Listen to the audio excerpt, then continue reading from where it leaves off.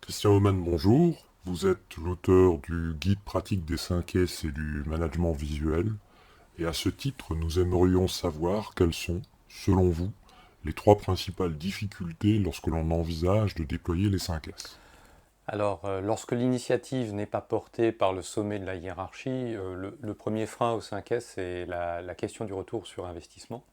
Autrement dit, que rapporte tout le temps, l'énergie et les dépenses qui sont consenties à ces activités.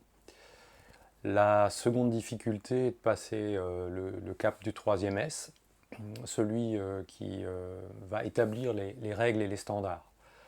Et la troisième difficulté est d'engager le cycle de progrès permanent et de ne pas penser être arrivé parce qu'on a bouclé le premier cycle des 5S.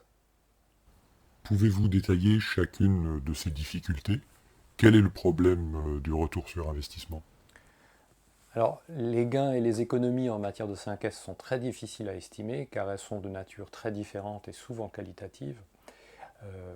Je vous donne un exemple. Comment est-ce qu'on peut valoriser 20 mètres carrés de surface libérée dans un entrepôt, un magasin ou un atelier? C'est très difficile. Comment estimer l'impact de l'amélioration de la rigueur de classement et de rangement de dossiers, par exemple? Il y a moins d'erreurs et le temps de recherche de documents est réduit. Effectivement, les acteurs du terrain constatent les progrès et les avantages, mais peinent à les prouver.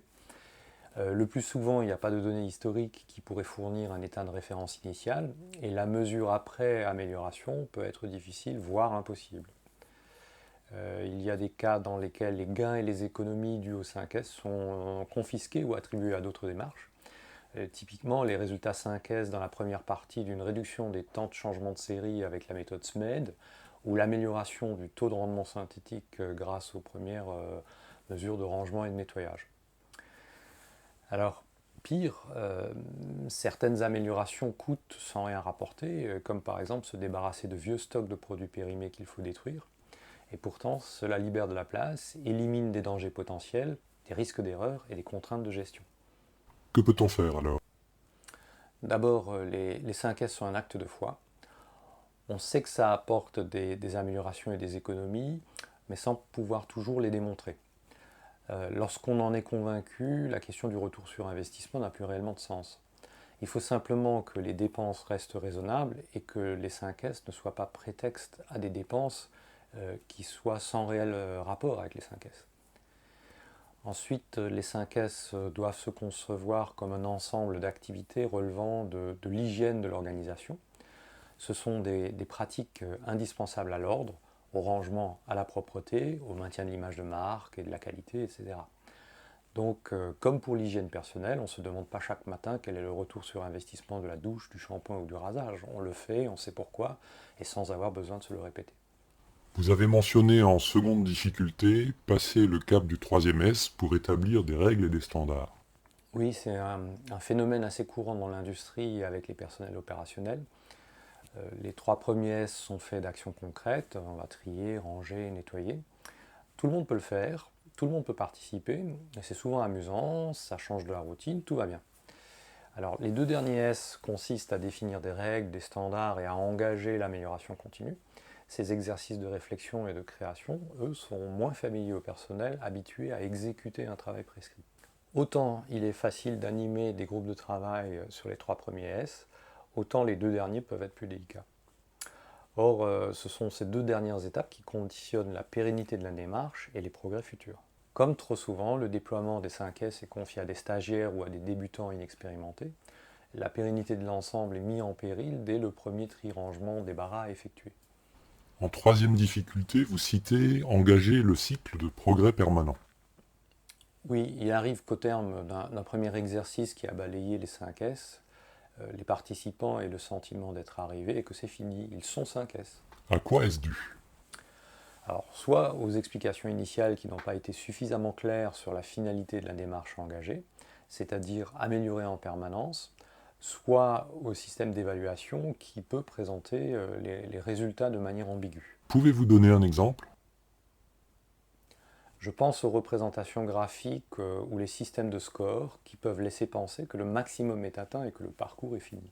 Pour prévenir ces difficultés et éviter les pièges, quelles sont vos préconisations?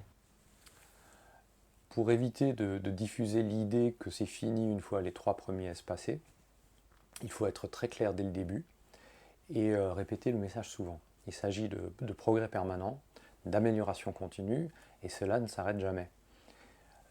Moi, je préconise de lancer des défis successifs, comme par exemple, après les nettoyages initiaux, trouver à éliminer les sources de salissure, développer des astuces pour garder la zone de travail propre et minimiser ainsi le besoin de nettoyage.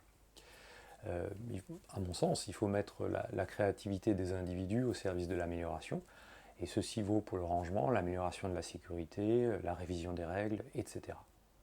Et à propos du problème du retour sur investissement?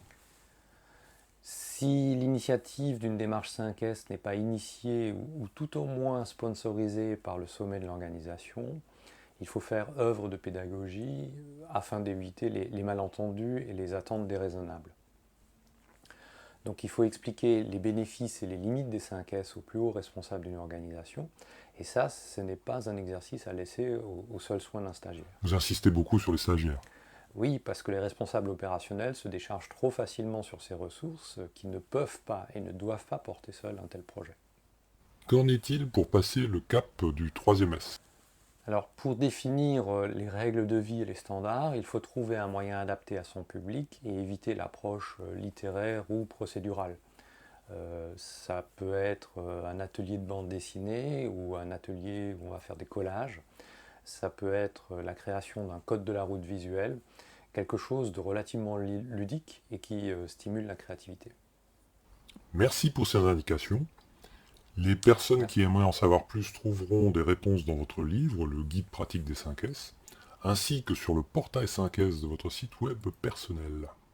Au revoir et merci encore.